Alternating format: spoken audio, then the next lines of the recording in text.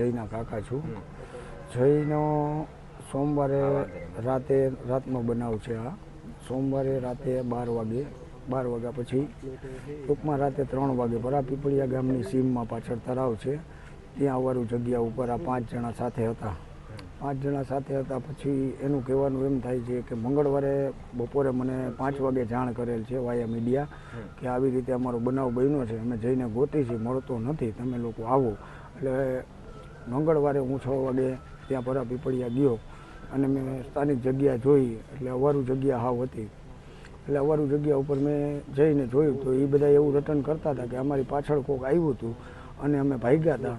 અમારી પાછળ 8-10 જણા હતા એવું દેખાડે છે, પણ ત્યાં એની ગાડી પાછળ કોઈ હતું નહીં. આ 5 જણા સિવાય અંદર કોઈ આવેલું નથી એવું કેમેરામાં દેખાય છે પરાપીપળિયા ગામમાં. બરાબર છે. હવે એ ગામમાં એ દેખાય છે તો આ 5 જણા હતા એમાંથી 5 જણામાંથી જય એક જ કેમ પડી ગયો? બીજો એક એની ભેરો પટેલ હતો, એક ઈ ગારામાં પડી ગયેલો છે. આ 3 જણાને કાંઈ વસ્તુ થઈ નથી.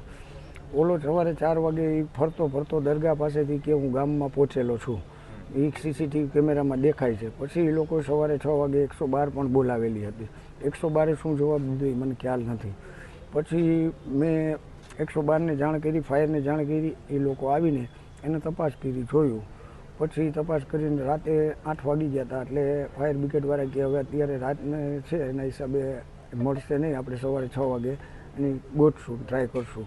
એટલે પહેલાં એવું હતું કે આમાંથી કદાચ નીકળી ગયો હોય, આ બધા નશામાં ક્યાંક આડાહુરા વહી ગયા હશે. એટલે અમે કાંઈ ધ્યાન દીધું નહીં. અમે રાતે પોલીસ ચોકી હતા, બાંગડો સાહેબ ત્યાં ક્રાઇમ બ્રાન્ચે બધાને લઈ ગયા હતા. એની રીતે એને પૂછપરછ ચાલુ છે. હવે આગળની કાર્યવાહી શું કરે છે એ આપણે જોશું. મને શંકા એવી છે કે આ બધા રાતે અહીંયા ગયા એ જગ્યાએ લાસ્ટ ટાઈમ એનું છેલ્લું ક્યાંથી દારૂ લીધો કે એમ